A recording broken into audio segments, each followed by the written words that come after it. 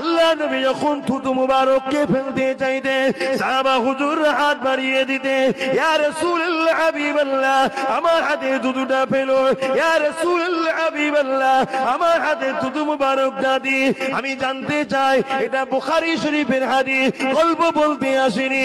আল্লাহ নবী যখন থুতু মুবারককে ফেলতে চাইতে, ইচ্ছা পোষণ করতে থুতু মুবারককে ফেলার জন্য সাহাবাদের মধ্যে রেষারেষি শুরু হয়ে যেত।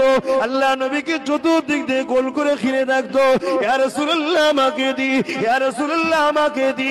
আজ আমি আব্বাস সিদ্দিকী থুতু যদি ফেলতে চাই সিলিমচিটা বাড়িয়ে দেবে, হাত কিন্তু কেউ বাড়াবে না। যদিও বাড়িয়ে দেয় সাহাবারা নিয়ে ওটাকে নিজের চেহারার মধ্যে লাগিয়ে দিত, কেউ লাগাবে না। কেন? আমার থুতুটা কোনো প্রয়োজন, আমার থুতু থেকে দুর্গন্ধ বাইরা। আর আমার রাসূলুল্লাহ থুতু মুবারকটা তো নিয়ামত ছিল।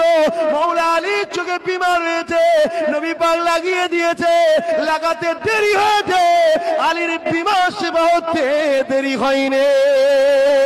আমার নবী পাকের থুতু মুবারকটা এমন একটা নিয়ামত, এমন একটা সেবা।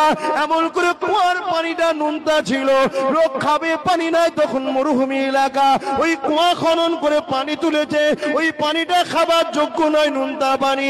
আল্লাহ নবীকে ওই কুয়াতে নিজের থুতু মুবারকটাকে দিয়ে দিয়েছে। সেই দিন থেকে নিয়ে আজও পর্যন্ত ওই কুয়ার পানি এখনো উঠছে মিষ্টি। আল্লাহ নবী থুতু মুবারকটা এত নিয়ামতের ছিল। হযরত আবু বকরের কদমে সাপ কামড়েছিল, আবু বকরকে সাপ দংশন করেছে, আবু বকরের চেহারাটা নীল হয়ে গেছে, এমন করে আবু বকরের চোখ দিয়ে পানি বেরিয়ে গেছে। নবী পাক উঠে ওই সাপে কামড়ানোর জায়গাতে নিজের থুতু মুবারকটাকে লাগিয়ে দিবার সাথে সাথে সঙ্গে সঙ্গে আবু বকরের পৃষ্ঠা নেবে যায়।